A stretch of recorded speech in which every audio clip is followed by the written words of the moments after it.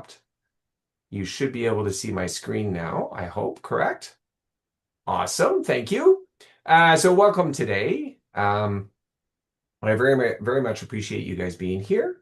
We're going to get right into it. So very quickly, I'm going to do a land acknowledgement. And so this is a new one, by the way, if you're from University of Toronto.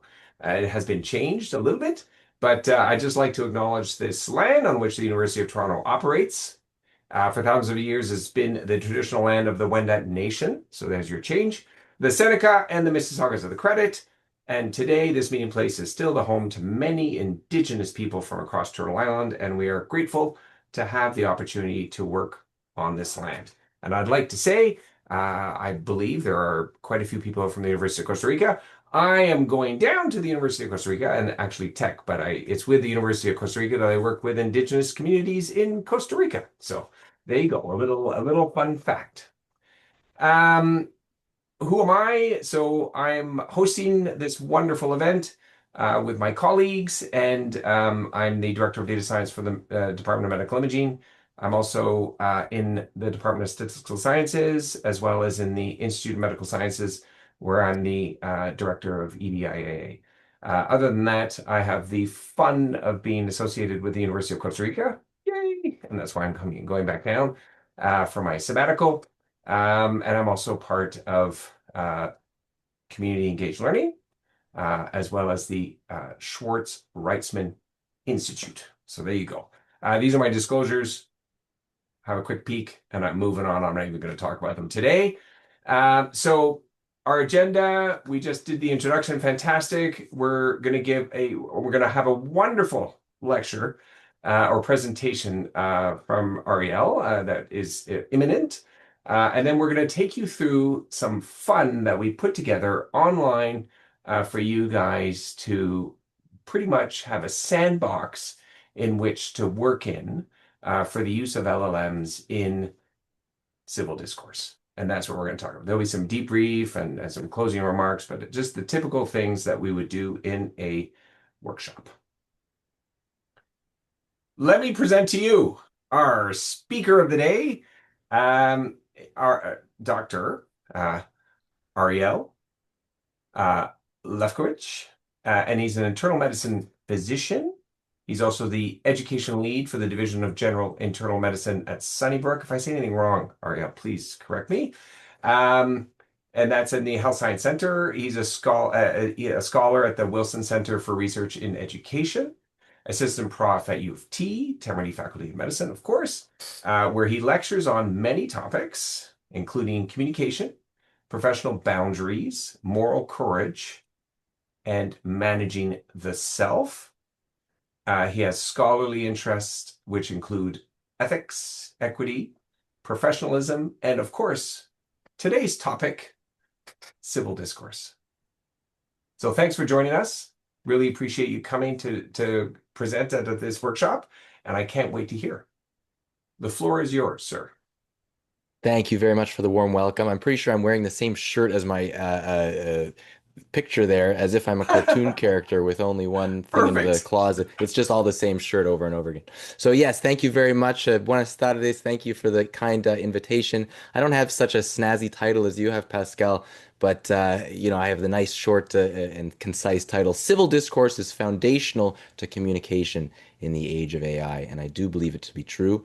And that's what we're going to explore today, and looking forward to our discussion. Nothing to disclose on my end. So here are my learning objectives for this afternoon. We'll start by identifying factors that exacerbate incivility and make civil discourse challenging. We'll explore common challenges to civil discourse in contemporary medicine and academia. We'll come to understand how the principles of civil discourse offer guidelines for navigating these challenges, and we'll examine how the principles of civil discourse can be implemented by health professionals and trainees. I'll talk a little bit about how this is indeed relevant, more so perhaps than ever in the age of AI, but I'm going to leave most of that to Professor Tyrell. So here's what we're going to do in my little section. So in what ways do difficult conversations manifest nowadays that makes navigating them so challenging? I'll start by presenting a few cases that illustrate this problem. Each of these cases are fabricated, but based on real-life situations. I want you to challenge yourself to think about what you would do in these situations. How would you grapple to resolve them? And in doing so, perhaps we'll have the most fruitful discussion. In case one, at one of the local teaching hospitals, a shouting match breaks out between two senior researchers during a research lab meeting over their political difference of opinion on a contentious issue. In the wake of this public conflict, colleagues and trainees approach you, perhaps in your role in leadership, saying they feel unsafe working with one or the other because they are afraid they'll be vilified for their differing views or not feel they can be honest as their true selves. They request that you ask the university or research lab leadership to allow them not to have to work with the one they disagreed with. How will you proceed? In case two, a group of medical students at your school are campaigning the faculty to support their activism about an issue dear to them in healthcare. And when they feel that the faculty are not acting on their recommendations, they occupy the classroom during a mandatory session run by faculty leadership, taking over the front of the classroom, shouting that if the faculty does not capitulate to their demands, that the blood of affected patients are on their hands. When the faculty objects to this method of protest, the med students say, "You told us to engage in health advocacy by any peaceful means necessary to help patients." That's exactly what we're doing. Case 3 describes a colleague of yours who posts their disagreement with a politician's choices online, saying they are destroying.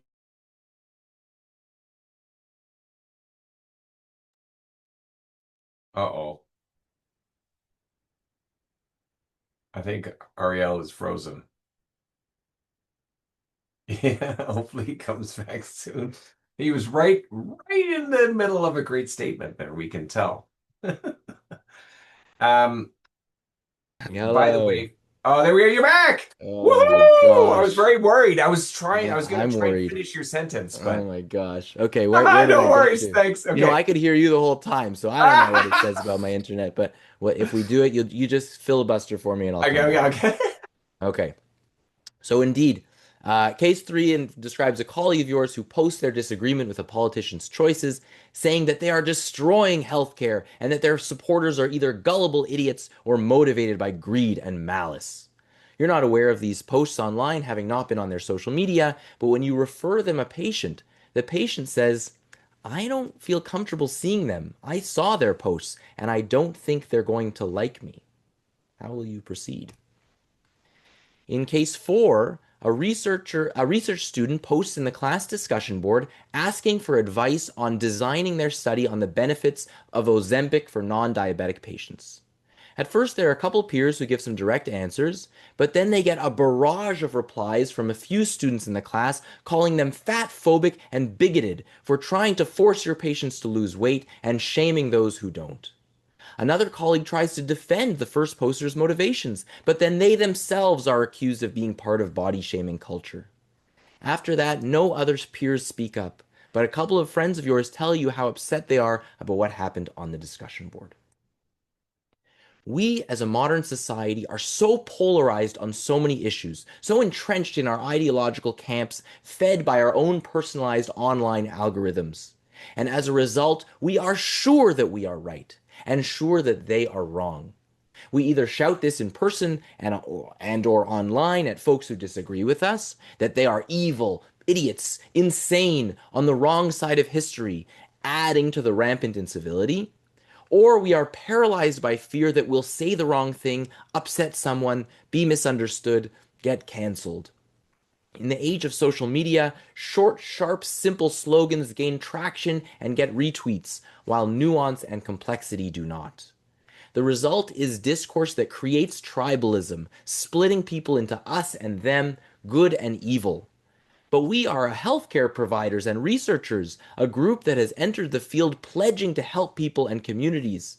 We are full of independent thinkers who may disagree with each other, and we still have to function as a hospital, a university, a research lab, a ward, a clinic. We have to work with all sorts of people.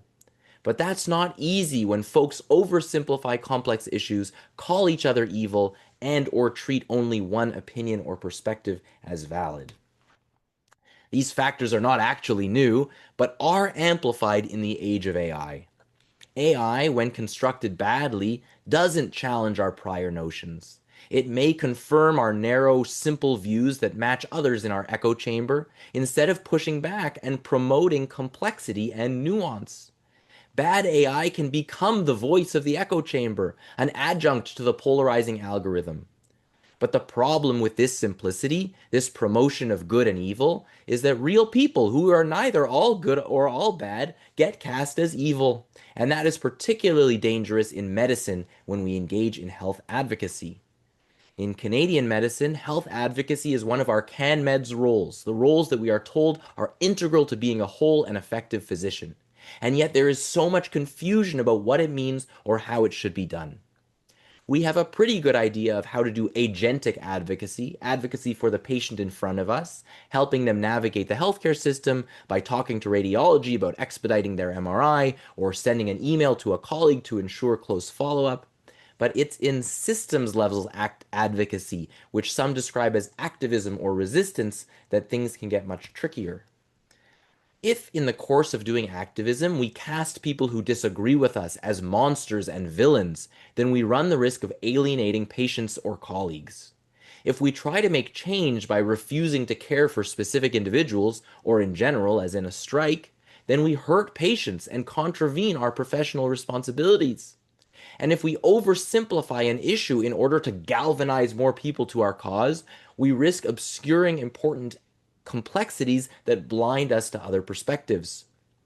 Trainees and physicians are instructed to engage in health advocacy, get out there and change the system without being told what the boundaries should be.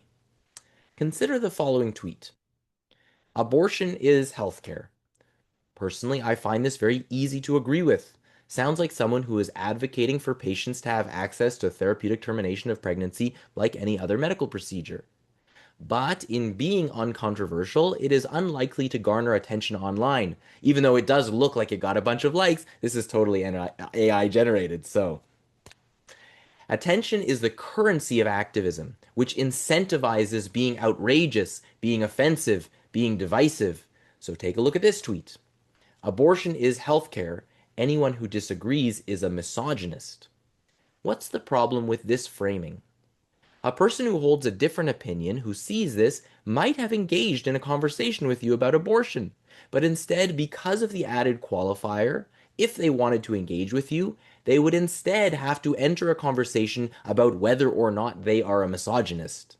When you accuse the person you're talking to of being mad, bad, or stupid, you shift the conversation from being one about an issue to about you shift the conversation from being one about a specific issue to being one about whether or not they're a bad person. You've framed your position as one that puts anyone else with different beliefs in the role of fool or villain. And a person so framed would be unlikely to want to engage productively with you either. This type of language is not a rare problem among healthcare providers. A 2024 article in the Canadian Medical Association Journal highlighted how more than 75% of people working in healthcare have seen physicians engage in uncivil behavior, and how 31% of doctors are subjected to rude, dismissive, and aggressive behavior by other physicians on a weekly or even daily basis. If a patient sees a physician write that all people who believe X are monsters, they may not feel safe seeing that physician. The irony is that this physician, who thinks they are engaging in health advocacy, may make some patients feel that they will not be advocated for. And when a physician vilifies colleagues online, it compromises their ability to work with those colleagues, which in turn can compromise patient care. I think about these challenges a lot, in both my teaching and my scholarship. I teach communication skills to the med students at U of T, teaching how to grapple with difficult conversations when the person you're talking to is having a bad day. And I deliver a session called Managing the Self, where I teach about how to grapple with difficult conversations when you're having a bad day. I also teach subjects that seem to invite high emotions and challenging conversations, including religious discrimination in healthcare and lessons for physicians from the Holocaust. My work on civil discourse comes out of those experiences and from my scholarship on ethics, communication, and how professionalism should or should not constrain what we do or say.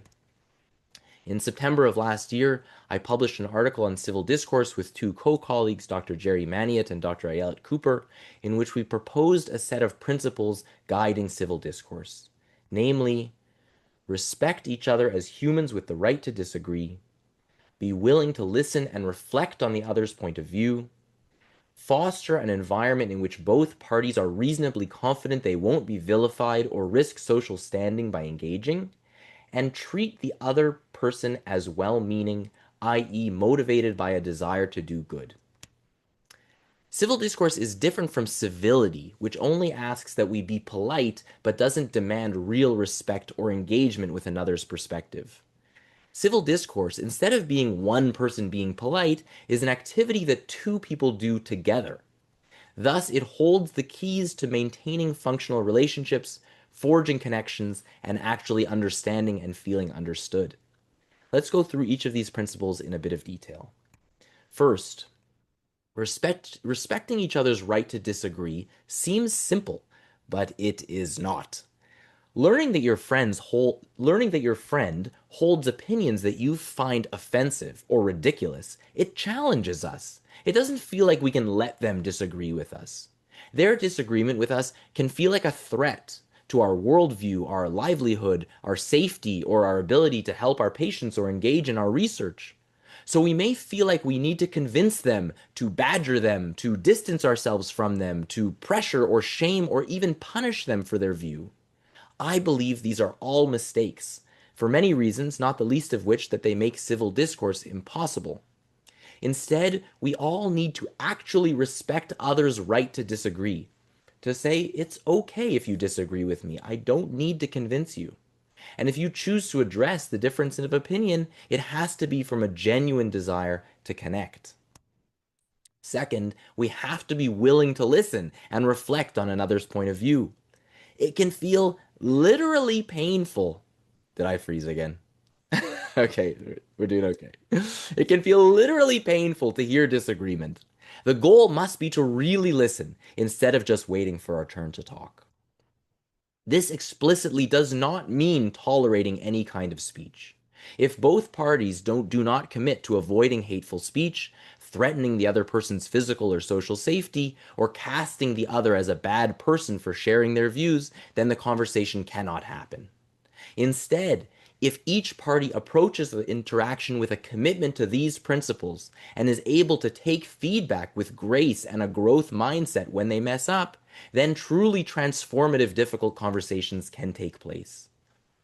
Thanks for calling me on that one. I shouldn't have suggested people who disagree with me should be expelled, you might say. I am working on my civil discourse.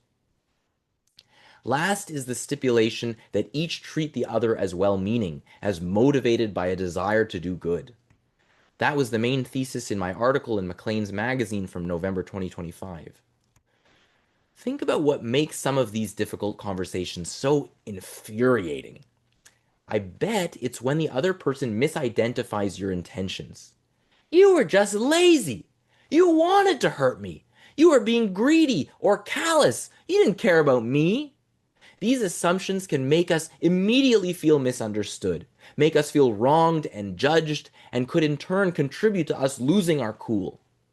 Instead, these principles of civil discourse ask us to treat each person as well-meaning, recognizing that each person is the hero of their own story and is trying to do their best every day. This is not naivete. I'm in no way saying that there's nobody out there who wishes to harm others. I'm not saying that we should assume that they're truly well-meaning. Nor am I promoting moral relativism, that all perspectives are equally true. Rather, assuming well-meaningness is a prerequisite for engaging with someone else's perspective, not to justify their actions, but to understand how they come to believe what they believe. We do this with our patients when we recognize that addiction is a disease and that poverty and mental illness and trauma impact the decisions people make. We can say, I know that I have an opinion that is very different from yours, but I also know you are coming from a well-intentioned place. Help me understand how you have come to believe what you believe. This focuses on goals that are actually achievable in difficult conversations. Instead of trying to destroy their belief through our brilliant rhetoric, as you see so much online, we aim to gain a shared understanding that inevitably means a more nuanced view for both parties. Now let's put these principles to task and see if they can help us navigate those tough cases from the beginning. So, this is based on a real story from this past fall. I have an old classmate, a surgeon in Quebec, who reached out to tell me how he used the principles of civil discourse from our article in interpersonal conflict in his own practice. He had a blow up with an anesthesiologist during an operation over a political disagreement, but was able to resolve the issue later on by sitting down with the anesthesiologist and referring to these principles of civil discourse as he made strides to establish ground rules for their discussions. When they recognized each other as well meaning and gave each other the space to disagree, they were able to rebuild their ability to work together as colleagues in the OR. They no longer felt threatened by the fact that the other had differing views. And so, if the two researchers in our little case here are able to express this idea to the entire lab, the idea of tolerating disagreement rather than canceling or castigating those who disagree, it could be a huge learning moment for everyone. We can't just avoid people who disagree with us. Case two is a tricky one, as you recall, where the students occupy the classroom and shout at the faculty, you have blood of affected patients if you don't listen to our demands. How would I, as an educator, approach this tricky situation? I think that the first thing is to recognize the perspective of the students, their good intentions, and that coming to the conclusion that health advocacy could or should be conducted in this way, saying things like the blood of patients will be on your hands if you don't listen to us, is a perfectly reasonable conclusion to come to if they haven't received education on what the bounds of professionalism are. Then I would share what makes it problematic to advocate in this way. Their actions contravene the principles of civil discourse. They aren't respecting the faculty's right to disagree. They aren't demonstrating. Oh, I have a message that my internet connection is unstable. Can you hear me? We still good? Great. So, what are the students doing? Their actions are contravening the principles of civil discourse. They aren't respecting the faculty's right to disagree. They aren't demonstrating a willingness to hear and reflect on the faculty's point of view. And they are vilifying and suggesting sinister motives in anyone who does not meet their demands. So, we really must gain clarity in our own minds as healthcare practitioners and researchers and leaders as to what the professional limits on activism and health advocacy actually are. As opposed to the citizenry in general, who can engage in peaceful protest and say anything within the bounds of the laws governing free speech, healthcare practitioners, researchers, and trainees are limited by our professional responsibilities to our patients and our colleagues. If we alienate, marginalize, or vilify any patients or colleagues through our activism, we compromise our ability to provide the best care to patients. Activism is important, critical in changing imperfect healthcare systems and deliveries of care, but it must be enacted with respect to people and local communities. It's not enough to say, as a colleague once wrote, I'm willing to provide care to all patients, even to those I believe are despicable. Every physician must actually act in a way that does not compromise their ability to be seen as a safe physician by all patients. Now, there are some who argue that mandating civility is a cudgel meant to silence dissent and promote existing power structures, so that leaders can tell activists that they're being rude and so should shut up and sit down. And the med student activists may accuse you and the faculty of this. But mandating civil discourse is different from mandating politeness. One can speak up and advocate for marginalized groups and against power structures while still treating people who disagree as well-meaning, while still recognizing the complexity of issues, giving space for disagreement and respect to those who disagree. In case 3, we were faced by a patient who felt uncomfortable seeing our colleague after seeing their social media posts advocating against supporters of a certain political view. We may not be able to show our patient that our colleague will be a safe advocate for her medical care, but we should bravely approach our colleague with compassion and share how their online speech is affecting their ability to provide care. We would role model civil discourse by recognizing that they didn't mean harm by their passionate posts, but we can bring to light the harm that they caused by simplifying complex issues and vilifying ideological opponents. We can use the principles of civil discourse to demonstrate a different way to engage with tough issues, that we can fight passionately for or against ideas without fighting or vilifying people. Hopefully, our colleague will feel our recognition of their perspective and change the way they act. Finally, in case 4, when your peer is called a bigot and fat phobic for seeking guidance on how to research Ozempic for non diabetic patients, the colleagues who chastised them in this way are well meaning when they said those things. They are passionate about their beliefs and want to protect those they believe are being victimized. But they are also assuming the worst in peers online and attacking them with essentializing language. Colleagues, peers, and leaders should be ready to address those who are quick to jump to name calling and ascribing malice. When we realize that this is unprofessional behavior, we can provide education and use our usual pathways that address unprofessional behavior to tackle situations when folks break the principles of civil discourse. If we don't, we allow our culture to continue to be toxic in this way. If we do, we can be explicit in what is okay and what isn't, and encourage conversations that are productive, that give everyone the right to feel that their perspective is recognized, that lead to mutual understanding and respect. So, my final thoughts. I hope that I have demonstrated that the principles of civil discourse are a valuable, nay, indispensable tool for individuals, leaders, educators, and institutions. They discourage villainizing, simplifying, and intolerance of disagreement. And they promote understanding, connection, and community building with a diversity of opinions and perspectives.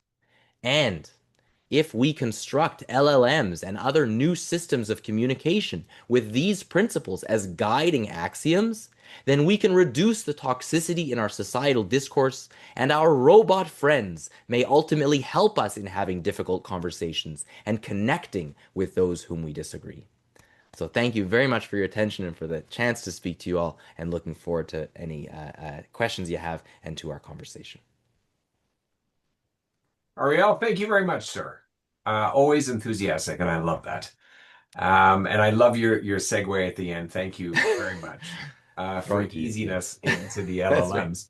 And I'll say right away, I think the premise of today's workshop is because not everyone is as skilled as you in civil discourse, clearly. And so, no, really, really. And so for us tech folks, we kind of wonder, hey, maybe we can get a little help to do, to encourage, as you say, to encourage civil discourse. And so that's the reason for today's workshop is to see if maybe LLMs is a tool that we can use. And of course, comes with it the controversy of its misuse or of depending on a tool that's not doing what it should be doing for you. And that's the reason. So before we Mhm. jump into that aspect of it, there is a question online. You already have a question. So let me read it out to you. It's from an anonymous attendee. And it is, do all these principles apply to the clinician-patient interactions, especially when their behavior is not considered respectful or civil? That's a great question, and it's one that I get a lot. So, okay, so we're supposed to be civil, engage in civil discourse. What about the patients? So the patients are lay people in the community in general, and they do not have the professional responsibilities that we have if for those in the healthcare community that we must engage in civil discourse. They can say whatever they like. But there are rules of every hospital, and you're not allowed to engage in violence or in disrespectful speech. And we can respond to disrespectful speech in respectful ways. Like I have many instances where I say, you may not speak to my trainees that way. This is an educational institution, a teaching hospital, and there will be trainees that see you. For those that say, I don't want to see these women doctors, I say, you cannot speak to my female trainees that way and my female colleagues, right? We must speak to everyone with respect, and that's really important. And so we can kind of lay down boundaries without, you know, while also upholding civil discourse. And we can actually use this as teaching opportunities to the wider public, right? Say, like, we're trying our best. I understand that you're very stressed out, right? I recognize that the stress you're under as a person who's sick in hospital is really significant and it makes it hard to stay, kind yourself. And I recognize that. And if we can affirm that importance, if they say, you know what, I spoke out of line, you're right, then we can kind of come back to civil discourse. And if they can't, as I say in principle number 3, that you're actually not obligated to engage with every person, that you must be able to ensure that it is a place that is psychologically and physically and socially safe. That's kind of like outlines the situations in which it is not appropriate to engage, and hopefully that helps too. Thank you. Always interrupt me, by the way, all you panelists, anybody, if I miss something, if I'm missing something in the chat or if I'm missing something in the questions, please just blurt it out, okay? Because I don't want to miss anything. So what we'll do is the next step for us is to get into the AI. I think that's the fun bit. So now we have a wonderful foundation for civil discourse, and now it's the application of AI. So before, because I'm going to start yapping a Mm. bit, I'm going to talk a little bit just to set the stage. But what I'd like you to do is I would like you to play at the same time that I'm talking, and I'm going to permit you to do that. I know when I'm lecturing, I ask students not to watch Netflix during my lectures, but in this case, you are more than welcome. And I hope I'm. Can you see my screen? It is, right? Okay. So sorry, that's my translator here. Can you guys see this? So this is, please go here to cd.softx.ca. Okay. Everything we're talking about today is there. So you can do this on your own. You can go back to it later. We're going to walk you through this today. But what we've put together for you for today is a tool that shows you and it permits you to play. So it's like a sandbox with an LLM in order to get in order to use it as a tool for civil discourse. So the reason I'm letting you do this because I'm going to talk about stuff that maybe you guys already know about, right? And so if that's the case, then please play as much as you want, because then when I get back to this and we walk you through this, you'll be a little bit more you know used to it. How about that? Okay. So now let me get back to my slides, okay? But please feel free. Everything is in there. You just go through the menu tabs and you can do all of this online. Okay. Sorry, we have a few more questions. Oh, sorry. Sorry, I missed it. Okay, okay, okay. Um, how do we deal with conflict like patient questions the choice and decision of an expert? So how do you deal with conflict like when a patient questions the choice and decision of an expert? So, it's interesting. Like, civil discourse lies at this nexus between communication skills and managing the self, right? The ability to express one's ideas and the ability to stay cool and calm under pressure. And because of that, there's like 100,000 different ways to navigate this sort of thing. One of them that does, dovetail with these principles of civil discourse is something like revealing your own humanity and their own, right? Recognizing that each person is well meaning allows you to say, I recognize why you're asking that. You're asking that because you're afraid for your sick mother, for example, right? And so you're questioning my credentials as a result. I too am a human being, and it's kind of frustrating. Let's say it happens to a young woman who looks young and who, gets mistaken for a teenager all the time. She might say, I also want you to know that this happens to me all the time because I appear young. Suffice it to say, I have completed my board exams and I'm quite skilled as a physician. If you ultimately choose to go with another provider, I respect that. But I want you to know that I'm here and working my hardest to help your mom get better, right? So you are allowing them to have a different opinion. You are recognizing that they are well-meaning. They're not trying to hurt your feelings, but they're trying to do good by their mom. And you're showing them that you, like them, are a person with a background and with desires to do as well as you can. And hopefully that diffuses a lot. Now, it doesn't mean that they're going to choose you ultimately, and that's okay too, right? Civil discourse doesn't mean everyone has to get along. It just means we have to respect each other as people who can disagree on things and who are well-meaning. Excellent. We have a question from Ernest, who's from our group. Making the theme a bit more AI-ish, which is thank you, that's perfect. Do you think if you train an LLM on the whole internet data, you can enforce these guidelines afterwards?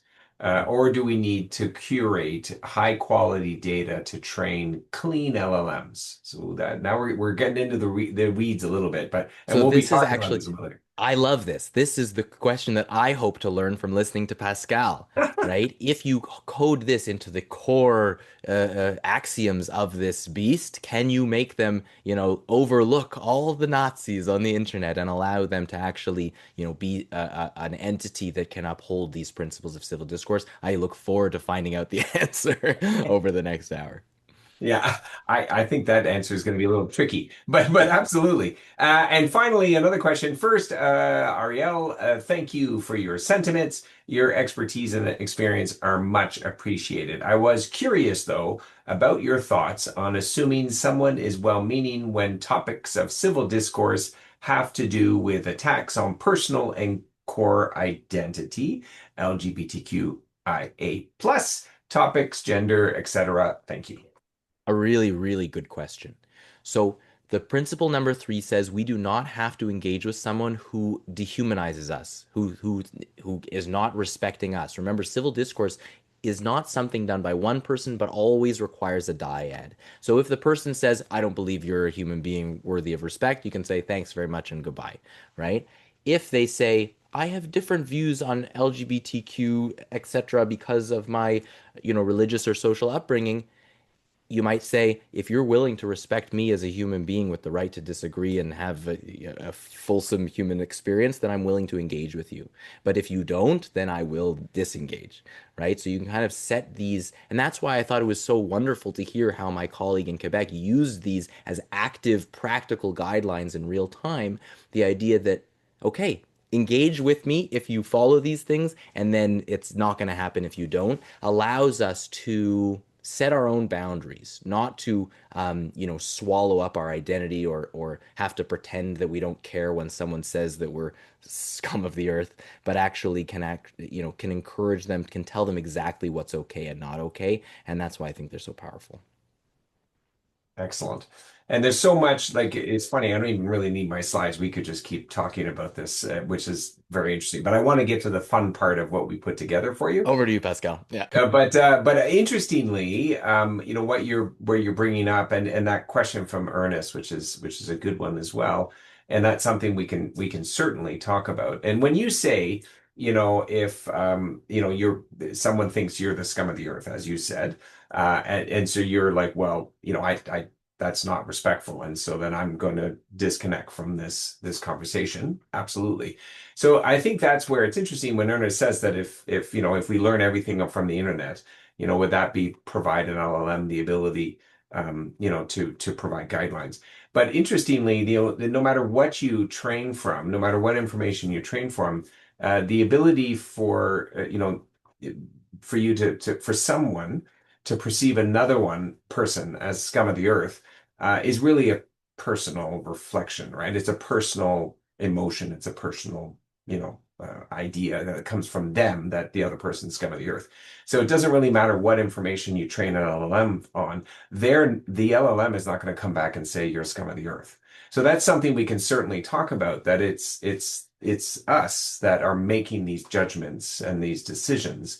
And really the LLM should be only informing us in order to help us better, behave, and learn from the other perspective. And we'll talk about that. It's called, straw man. Anyway, we'll talk about that very briefly. So let's first just do a little text. So if you guys are like, I know a lot of my colleagues in Costa Rica and in Mexico here are they know all about the AI, so I'm just going to talk to the few participants here that might need a little bit of a refresher. How about that? So today's talk, because we're talking about LLMs, I thought I would show this. So artificial intelligence encompasses everything, and that's this field of computer science that is, basically creating systems that are performing tasks that are typically require human intelligence. And so we won't go into the definition, all that fun stuff today, but that's what we're talking about today in AI. Generative AI is this fun part of AI that we've been hearing about so much, and that's the blue circle here. And that's a subfield of AI, which is it focuses on generating new content, right? So it can be text, as it is today for LLMs, but it could also be images. As you can see behind me, I'm an imager, and so you can generate images. It can generate codes for you programmers out there. All of that is generative AI. So foundation models is something that you probably have heard about a lot as well, and that's the green circle. And foundation models is kind of a little bit what Ernest was alluding to, and that is massive amounts of data is being used to train these incredibly complex and heavy models, but it's trained on what's called unlabeled data. Okay, that's why it's a foundation model. And so it basically puts together this massive space, a latent space of knowledge that's been gleaned from this training, and that is used in conjunction with other models. Okay, so we're not going to go into detail there, but that's if you've heard of foundation models, that is what is used with generative AI in order to get this intersection, which is what we're talking about today, which is large language models. And so that circle belongs in the intersection of these two. And within that one is what you've heard of all the time, I'm sure, which is the GPT. Okay, so the chat GPT is a form of LLM, and in this case, it is a particular type of LLM that it's called autoregressive. And so it has a particular way of generating text, which is what we're interested in, and it only goes from left to right. So once again, I'm not going to go into the detail, but it keeps associating words one after the other from left to right. Okay, so it's a very particular type of LLM, and it's not a deep thinking type of LLM, which if you're in the space and you've heard of BERT, BERT was the kind of it's still used, but it's the deep thinking LLM. Okay, so they're slightly different, but that's what we're talking about today. Okay, so we're not going to go into any more detail than that, but just to lay put you in the space. So immediately, everybody, I'm sure, when we talk about this, is what's the risks of LLMs. So I'm not telling anybody anything new here, but I'm just kind of refreshing a little bit. And the first one, of course, is all of the data privacy and leakage. I'm sure you've heard of it, is all these massive foundation models that have been trained on data that maybe they should not have had access to that data, but they did. So I'm sure you've heard of that, and all the creative rights of authors and stuff like that have been abused because all that information which was available on the internet was used in this training. So that's one of the risks of using LLMs. The other big one that everyone talks about all the time is hallucinations, and that is where you get the disclaimer at the bottom of your LLM that says, be careful, ChatGPT makes mistakes, and all of them make mistakes. So those are the concerns, of course, that they're not always right. And so it can give you something that's wrong and may actually lead you astray in what you've actually asked it to do. In line with that would be bias and discrimination. So that's another thing that Ernest's question kind of touched on, and that is whatever you train on, if it's biased, well, what it's going to report is also going to be biased. So there's an example of being careful with what you train on. If it is biased, or if there is discrimination, that will be perpetuated in the model afterwards. Okay, so that's one to be concerned about with LLMs as well. The one that we're going to be talking about today for civil discourse And the use of LLM is going to be the over-reliance, which is a challenge, and misinformation. And so that's a big risk for LLMs, especially in the use, if you're using it in civil discourse, is you don't, I mean, misinformation would certainly be a problem. The ability to have your LLM make you feel wonderful and so smart and agreeing with you all the time is a big challenge, and we'll talk about that as well. I can ask all of you, and I'm gonna be very transparent. I actually like it. It's funny. I enjoy it because it's so nice. It's so nice to me. It says, "Oh, that's a wonderful idea, Pascal." And I kind of feel, oh, well, thank you. And, even if I realize that it's just agreeing with me to make me feel happy, it does make me feel happy. So we should think about that a little bit. I'm not saying it's necessarily a good thing, but it does make me feel happy. So you do need to understand on how and why do you use a tool? It'd be for instance, I don't know if those of you who enjoy going to shop at Home Depot, why are there so many different types of hammers when they all do the same thing? But they're all a little different and they all look a little different. And so, the way you enjoy your tool is important. And so, no surprise, ChatGPT, Gemini, all of them have learned that once again, if there's something that's part of the process that's going to encourage you to use it and make you happy to use it, they will do that. And that's exactly the purpose of that. That's what it's for. So as long as you're aware of that, then it's okay, it's manageable. But if you're not aware of it, then it can lead to delusion. Okay. Okay. The last one, synthetic consensus. That's a tricky one. That's, kind of, it's a bit of a distortion. Okay. So what it means is, by using an LLM and by thinking, oh, this has been trained on so much data of people all around the world, that it somehow there's this consensus that is, oh, well, I should believe this because so many other people believe this. But no, not at all. That could be completely false, right? Just because, the LLM came to that conclusion, gave you an answer, does not mean it is consensus. Okay, so that's one of the challenge. That's another challenge. Okay. Um, all right. So where are we going? So back to confirmation bias. This is just interesting that, the rates at which AI models endorse, right? If you look at all the different models here that you have listed here, GPT-5, which is the more recent one, this is above and beyond. So these numbers here is above and beyond, okay, what humans would endorse that. So 52%, that's huge, right? So all of these models are definitely trying to, or not trying, clearly have confirmation bias.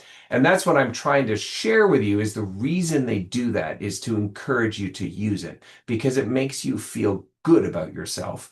And so then you're happy to use that LLM. And so that's the reason you do it. So as long as you know that, then that's okay. It's manageable. Okay. And by the way, you can always ask your ChatGPT in your personal settings to say, hey, can you stop telling me I'm great and always agreeing with me? And it will. Okay. So this is just because this is the default.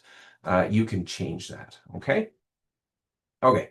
So what do we need to be concerned about? And which is what we'll talk about later when we go through the examples, is always verify, right? So always verify before you just trust. You can't do that.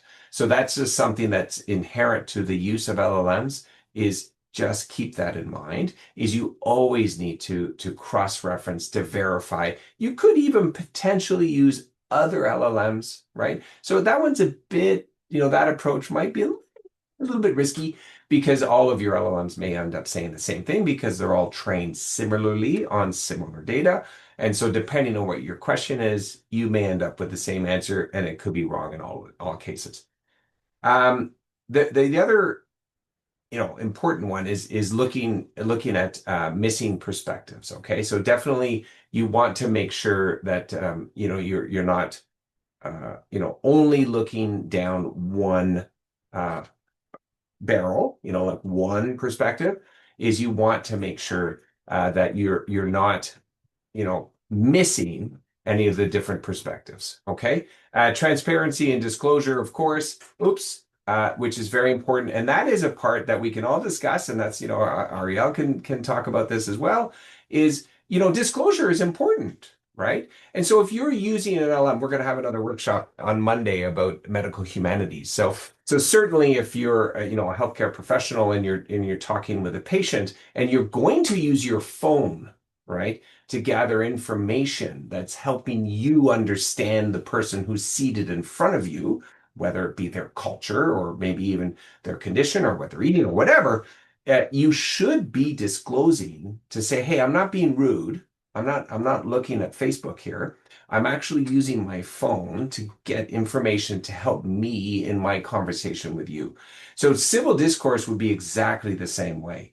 You should be disclosing that, hey, in order to have this conversation with you, and I don't completely appreciate your perspective, and I wish to before I answer you, I'm actually using this LLM to give me that information. So disclosure is important in that at that stage. Okay. And then accountability, of course, is important, right? So bottom line, and that's kind of where we're at right now with AI, is ultimately it's the human that's accountable. Okay. So if you're a healthcare professional and you're using AI-enabled software, you are still the one who's signing off, and you are responsible. So that may change in the future. Who knows? But currently, it's humans that are accountable. And so in this case, it's the same thing, by the way. If you're in a discussion you're with somebody and you read something in your LLM and you state it and it is clearly wrong, it's still your fault, by the way. Because you're the one who said it, right? So we do need to be aware of that and you need to be accountable for it. So you can say, oh, I'm so sorry. I read this off, ChatGPT, and clearly that was wrong, or that was not appropriate, or that didn't work for you, or whatever. And you just say, I'm sorry. That's my bad, right? And then that should alleviate this. Okay. So, what we're going to be talking about today is prompting. So bottom line is we can't get everything right. There's no doubt about it. Neither can LLMs at all. And so what is important is going to be, how do we ask for that information from the LLM to minimize hallucinations and to minimize bias? So what you don't want is to get the LLM to give you an answer that is going to be biased or is going to reinforce your bias or your beliefs that is not appropriate. You always want to make sure that what you get back from your LLM gives you as many, once again, perspective as possible so that you ultimately make the decision to say what you want to say or to reinforce whatever you want to say or what you want to reinforce. Okay. So bottom line, that's what you're trying to do here is to make that difference. Okay. And we'll show you examples in the software. Okay. So this one here, which is interesting, and so this is all of my tech colleagues that are in the room here. This is tricky, right? So when you're talking, so if you're having, a lovely discussion, you do need to be aware of communication. So how is the person seated in front of you receiving the information that you're sharing? And so you do need to be careful about.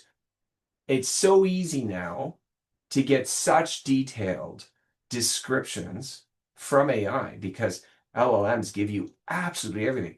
I don't know about you, and maybe it's an age thing, but when I'm having conversations, it is very often I'll forget jargon. Like I'll forget, oh shoot, I can't remember how we say that or we call that or whatever whenever I'm talking to someone.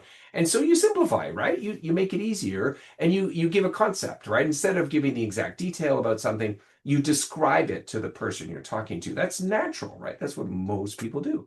But be aware that when you're using an LLM, that's no longer ever a problem. You will get absolute full detailed answers that you can share.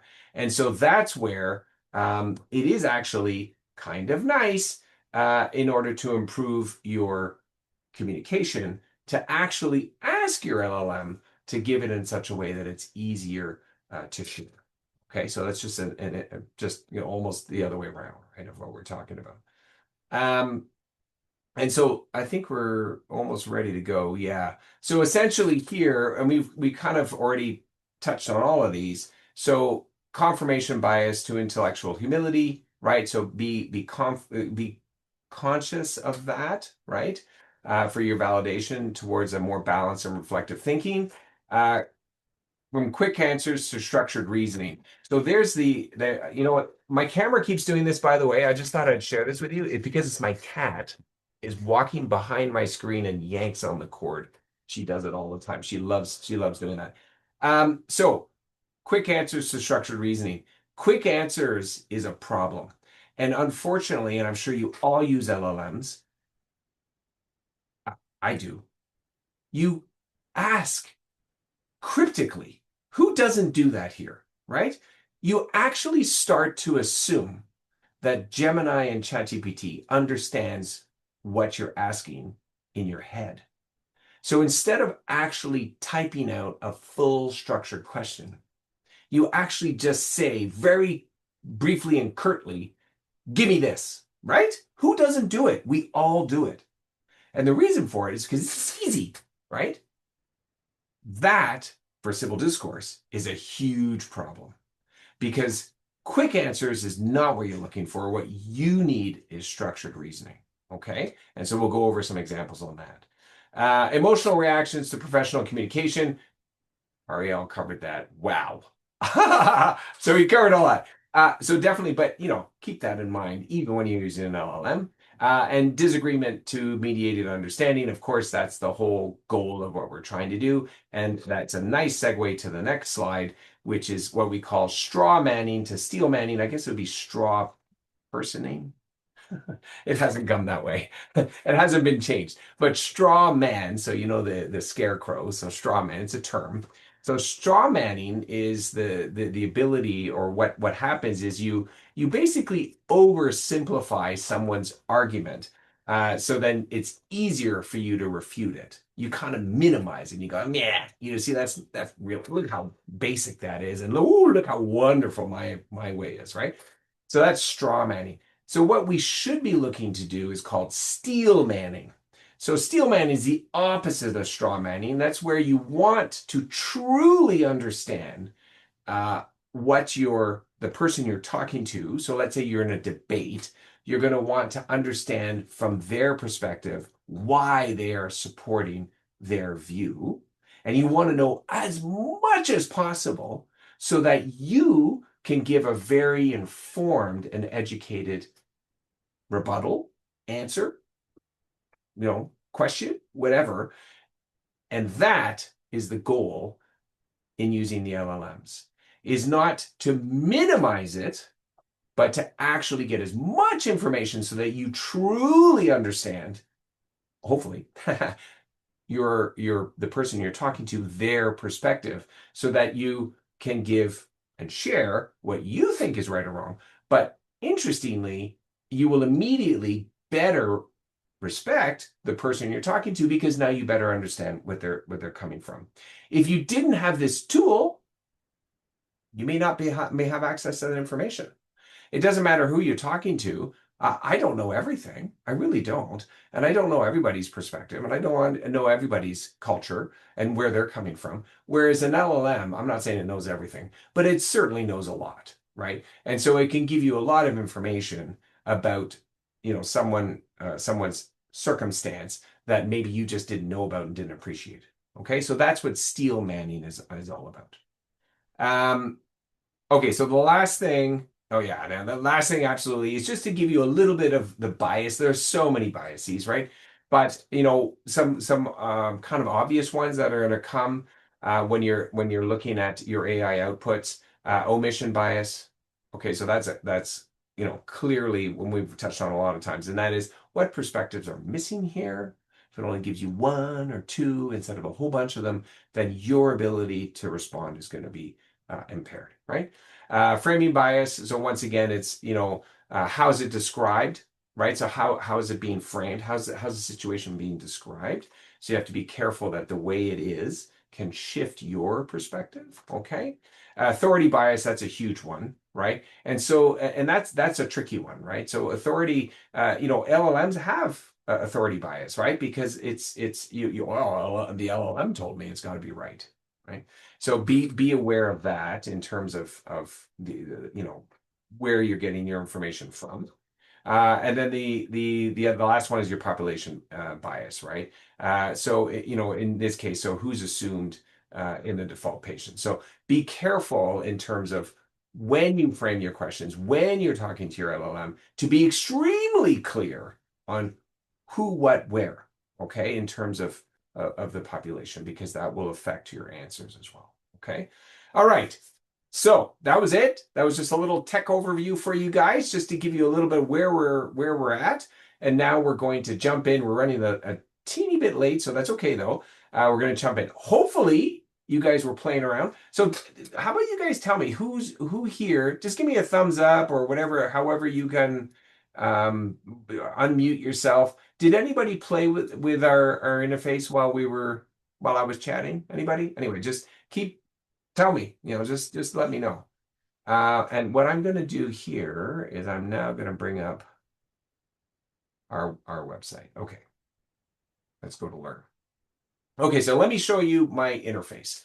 So the interface, what we put together for you is a sandbox. Okay, and essentially at the top here, you have your menu items. Okay, so you have learn, practice, discuss, and explore. Where I'm going to talk about these two right now, and then we'll have some discussion about some of the examples. But what you can do when you walk through this interface is the first thing is the prompting. So what I wanted to do is show you here, there are 3 examples that we put in here, and it's a virtual debate. So in this case, there's a story, just like Ariel, shared some of his, a resident family medicine preparing presentation for healthcare innovation. And they have a strong belief that virtual care should replace most routine follow-up appointments. This is not an uncommon belief.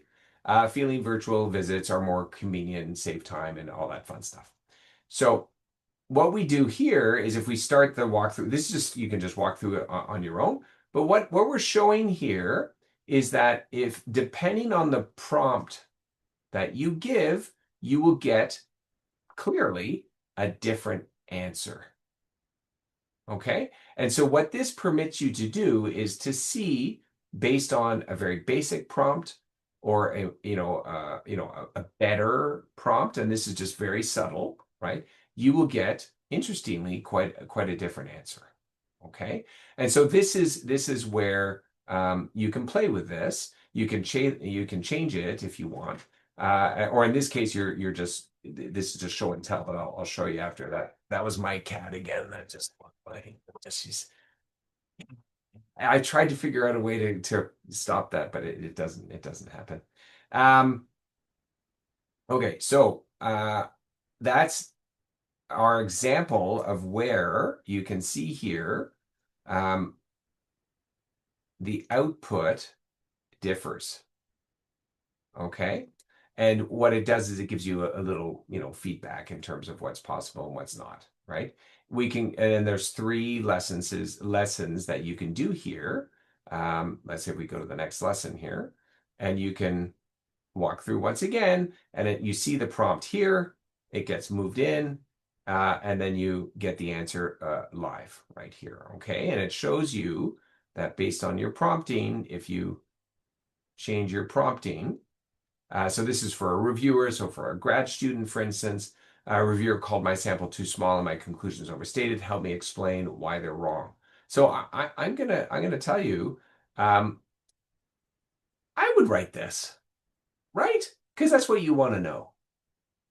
But just a simple twist to this, which is a reviewer flag my small sample and overstated conclusion. Sure. Which points are fair and how do I respond well, right? So it's just a little tweak that's now providing your LLM a little more information that and actually guidelines to how you would like to respond. So you can see here, you're saying first you're bringing up fairness, and then you're saying I would like to respond well. So these are really, really, really basic and simple, but it's just a way of showing that how you work with your LLM makes a big difference. Okay, in terms of prompting, right? Our third example, we have a third example. I can't remember what that one is. Improving funding application. So here's another one for funding application, right? And so this is a classic one that I'll type in, right? You see, my grant keeps getting rejected. Improve it. See, that's what I want. But that's not what you should be asking the LLM because that's not enough information for the LLM to give you back an appropriate answer, right? Whereas here, this is another way, and of course, we'll go over the more structured responses after, is read my grant as a skeptical outside reviewer. So now you're asking it a task, right? So obviously you're giving the grant to the LLM, read it, and where is it unclear or weak? So now it's going to give you this feedback that's going to be a little bit more balanced. Okay, so really, really basic and easy. Okay, so that's just the examples of prompting, just to give you a flavor of it. Okay, so now what if you could use your LLM in order to give you some feedback that you can use as a tool, okay?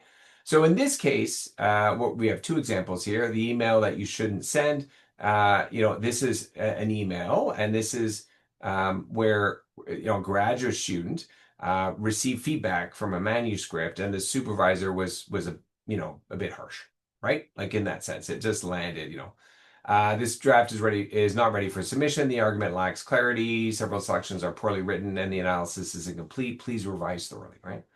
Okay. So how do I answer this back? So this is one we just default in for you guys, but you can change it. I'm not sure I understand what exactly is incomplete. That would be, I don't know, if I was a supervisor and I was receiving this from my graduate student, I would see that as a bit abrupt, right? Like it's a little bit, it's a little bit abrupt. So if we ask the LLM to score it, and you can go into to see how we scored it and stuff. When you run it, you actually get a score out of 10, and it gives you, out of fairness, evidence, and reasoning, openness, and respectfulness. That's a fail. Okay, like can we make this even worse? Yeah, probably. I could say, I don't understand. Let's see if we can make the score worse. I think we actually can. So this is just fun stuff for you guys that you can play around with it. Yeah, woo, look at that. I made it even worse, right? Because the way that I'm responding in my email is actually really not nice, right? And so this score is telling you, whoa. So is this the be all end all? No, this is just showing you can build these scores if you wish. Anything for you, but this is just an example. So now let's say we put in this prompt. Okay.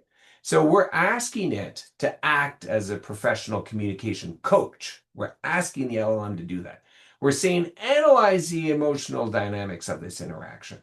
We're asking it to rewrite my response in a way that remains professional, seeks clarification, preserves accountability. So you see, we're just really structuring our prompt so that it's going to give us an answer that is going to be more acceptable for civil discourse. So then we run the prompt, and now it gives us, like a really wow long answer. Clearly, you can shorten this, but this is just an example. And then if we score this response, right, because this is obviously very complete, and because of the way we asked it to do what we do, lo and behold, no surprise, we get a score of 9 out of 10.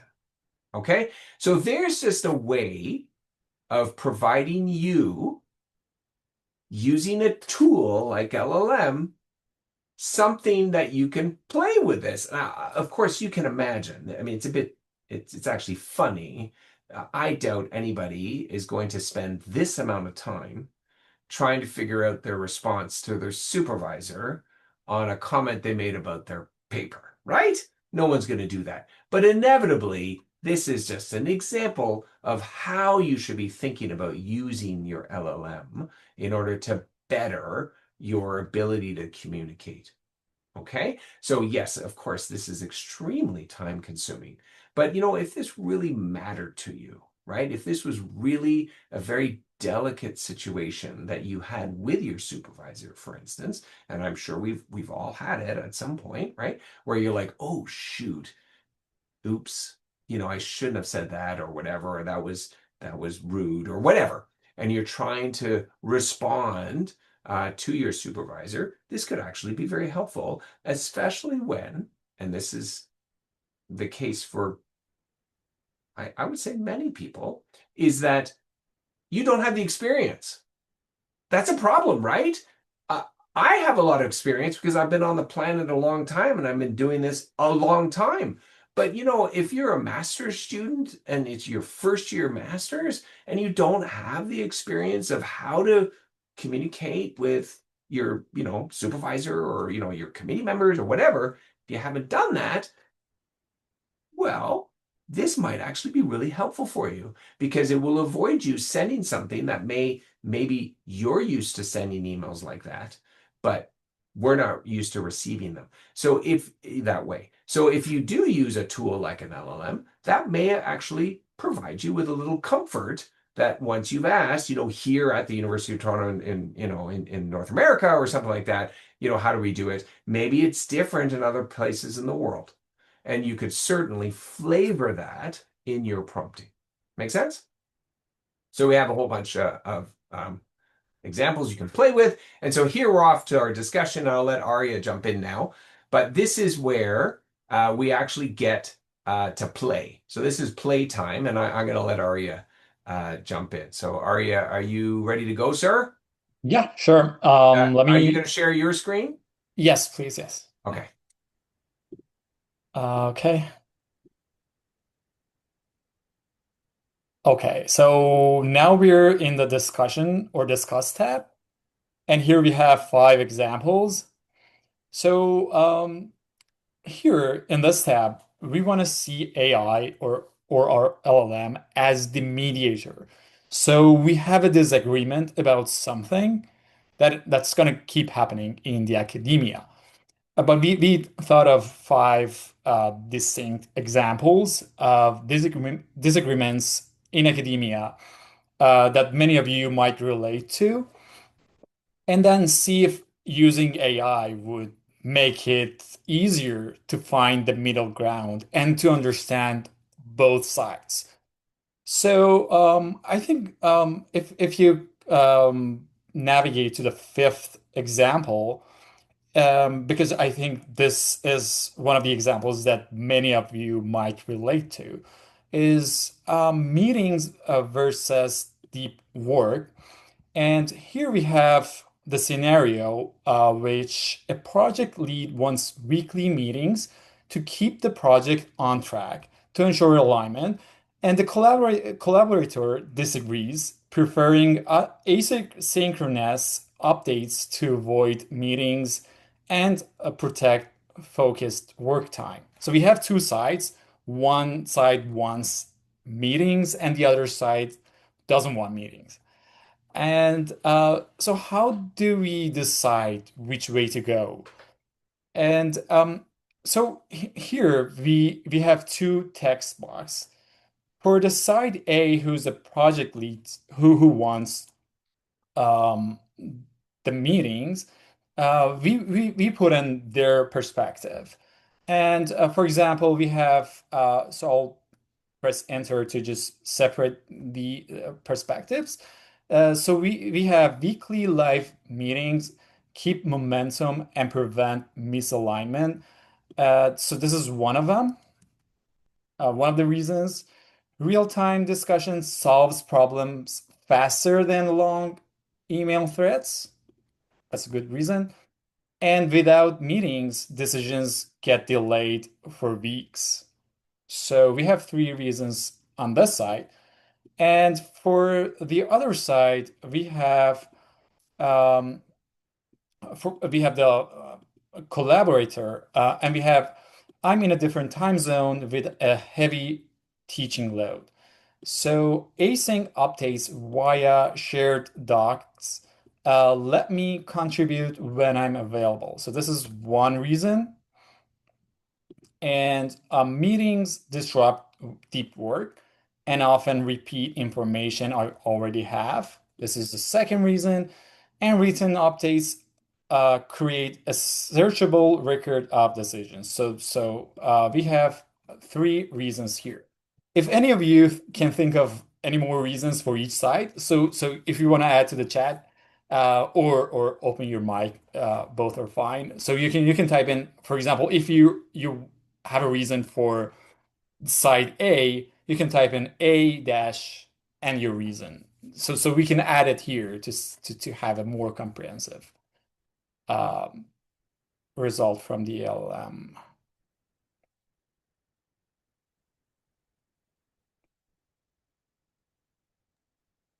Mhm. So so we'll wait for that, but we can see the baseline result here. And in case anyone has a perspective, then we can add it here. Yeah, throw it in the chat too if you want. Like if you have an idea to put it in or whatever, by all means, just add it to the chat. Yes. Okay. So we have the button here to do the mediation. And when we press the button, it actually it doesn't only focus on finding a solution. So that's what we don't want. We don't want the fast answer. What we want is to have better discussions. So we want to use the LM to take the perspective of the other side. So for the project lead, we need to give the perspective of the collaborator. So the project lead has to better understand what the collaborator thinks. So here we have that. So each side's goals. So for example, for the participant A, who's the project lead, we have the goal of maintaining the project momentum, preventing miscommunication, enable rapid iterative problem solving, and fulfill leadership responsibilities effectively. So it's added to that the initial text that we had, and we have the same for the participant B. Then we go to the assumptions and values. So each side has some assumptions and has some values. So, for example, there is a concern of risk. For example, silence breeds misalignment. And for participant B, who doesn't want meetings, uh, they believe meetings breed inefficiency. So we see both sides here, um, and then we can go for steel manning, which Dr. Troll talked about, which is having the strongest version of each participant. Um, so, for example, so we've only explained the situation here on the top, but then the LLM has tried to make it richer, and give the strongest argument for both sides. And now we can see how we can move towards solving this by first looking at the shared interests by both sides. Both want the project to succeed, both value clear communication, both have a stake in avoiding delays, both benefit from a sustainable working relationship, both implicitly want mutual respect. So, first, we recognize all the shared interests, and then we will go to the tensions and trade-offs. And here it finds our key source of misunderstanding, which is participant A may be experiencing the absence of meetings as disengagement, while participant B may be experiencing meeting requests as disregard for real constraints. So here it's the whole disagreement summarized. And now it suggests our ways forward, like reframing the question, uh, and tiered communication structured. So, for example, async by default and or synchronous by exception. For example, we can have brief meetings, 30-minute, bi-weekly or monthly, triggered only when a flagged issue cannot be resolved asynchronously. So this is seeing both sides very nicely. And we have more options offered here. But for you to see how we did this, you can come here and there's a button to see the instructions, which is our prompting that was wrapped around the whole message of both sides. And we actually asked the LLM to do exactly all of the things that we got from it. So by having like richer prompts, we could actually foster And communication in so, this effect. Aria, thank you, sir. You're welcome. Sorry, we're running out of time, but that No, was sorry. amazing. No, no, no, no, you can keep the screen on. That's Oh, fine. oh. But what's interesting is actually you can play with that prompting, so you can change that prompting. So what we're not trying, I want to make clear to everyone here is that we're not selling you a solution. We're not. What we're trying to do is show you how you can use LLMs to get this. And so this is just an example of how you can do this. I don't want you to think, oh my God, look at that. Pascal and his group put together a solution for me. Let's use that. No, no, no, no. You can do this on your own. We're just making it, we're showing you how you could do it in order to make it work for you and your department and your group and whoever. And so, what I also think is interesting in this is because it clearly it forces the LLM to clearly show both sides. Ultimately, what I think is going to happen is it's going to force you to realize that often I disagree because I disagree, right?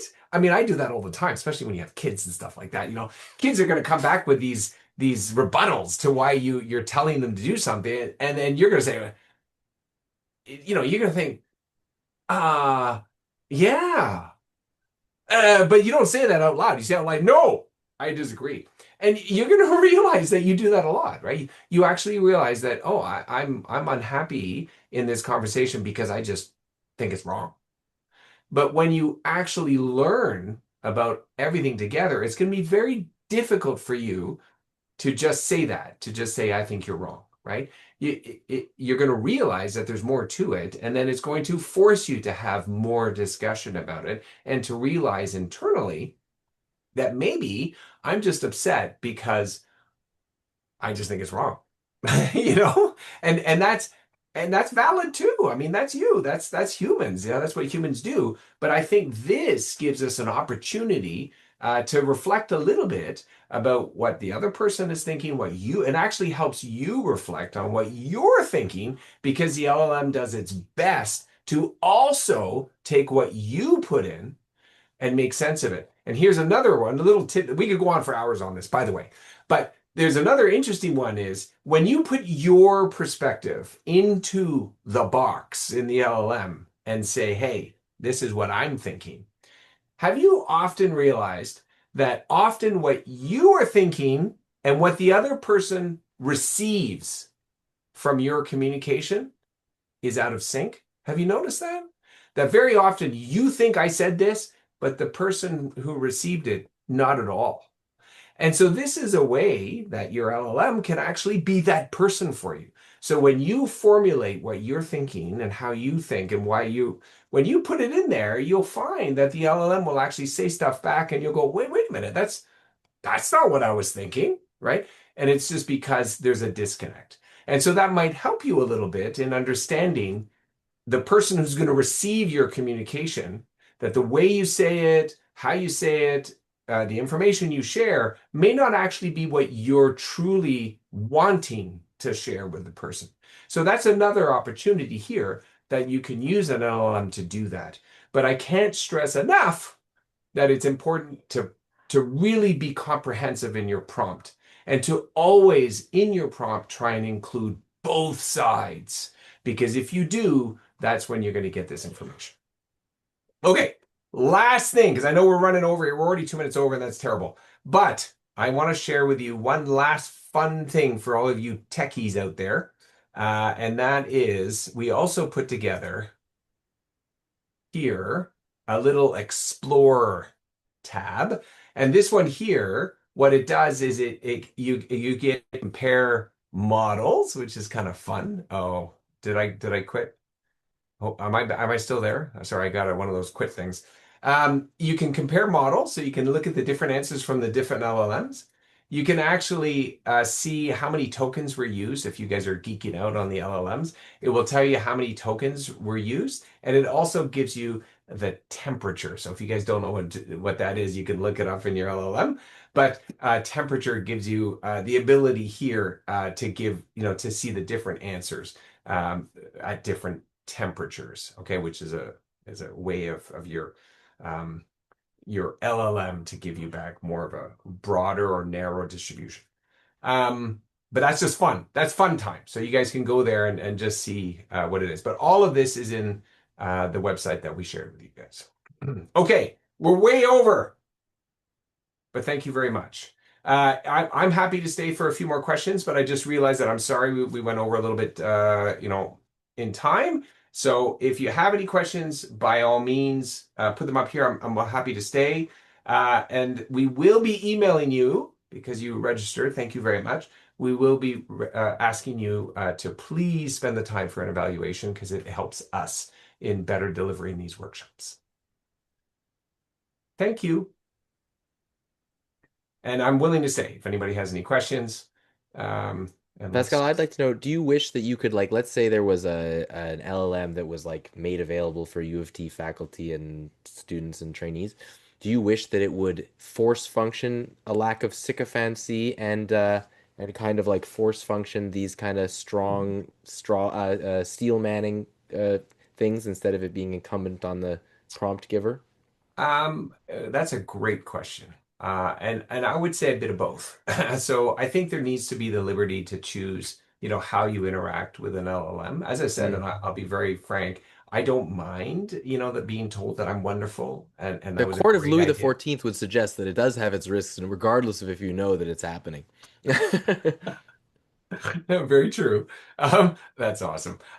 So I mean, I think it needs to be a bit of an option there. But in Yeah. terms of, guidelines as to, as you say, straw manning, steel manning, and the prompting, I would certainly be supportive of that. So for instance, because we use Copilot, right, at the University of Toronto, I don't know actually, UCR and Tech, if you guys have an enterprise version of ChatGPT or Gemini that you use internally at your university, but we use Copilot. And so it would be easy enough to incorporate into that a little bit of an interface essentially that would say that if you're going to use this for this type of, civil discourse, let's say, or medical humanities, which we'll talk about on Monday, that, up front, hey, by the way, we've baked in a few guidelines here. I know I'd be okay with it. As long as it's transparent and as long as it's optional, like you don't have to use that. But that, hey, by the way, it would almost be like this interface. Like that's what we did in this interface is we baked in the prompting, right? But we permit you guys to make any changes you want. Yeah. But you're right. You're right. That's interesting. Maybe a bit of both, right? So Yeah. you need the ability to do as you please, but having some, almost like here where we kind of baked it in for you. Yeah, why not? Because I think, like when the last thing and then I have to step away myself, is like listening to you talk about how all of these AIs kind of like want to be sycophants. Like, I don't think they want to. I think that their creators want them to. And so if the Yeah, creators get to kind of bake in some axioms, like, wouldn't yeah, it be nice to keep the user engaged?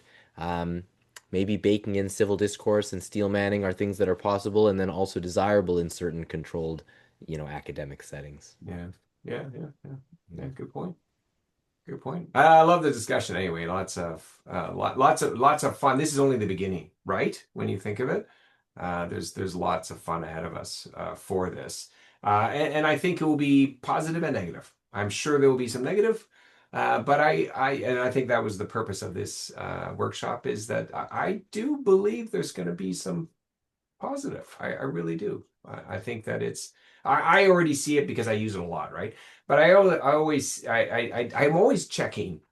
It's kind of cool now. If I don't know something, like if I don't know, if somebody said something about why they think it's that way, I'm immediately going, and I look it up, right? Oh, I wonder why. Why are you saying that, but I do realize as well, I do need to be cautious about the straw man, steel man for sure, because it is natural for you to look for a way to oversimplify what somebody's saying to say, oh, look, that's no, let me tell you why, and it is natural to do that. And so, I do find myself having to prompt more thoroughly to get the information I want. Because if I just say what I think, if I straw man in my head and I type that in, then I get the LLM saying, "Yeah, you're right," Yeah. and you're like, "Oh, there you go," right? And that's Yeah. that's terrible. And so that's what you need to avoid. Work against human instinct. Yeah, Yeah. that's right. Thank you so much for involving me. Such a fantastic discussion. Ariel, it was a Such a pleasure pleasure. having you, sir. Be in touch. Take Thank care. you. Bye. All right, for everybody else, thank you for joining. That was wonderful. If you have any questions or whatever, feel free to send them our way. We'll be happy to answer them if we can. Thank you.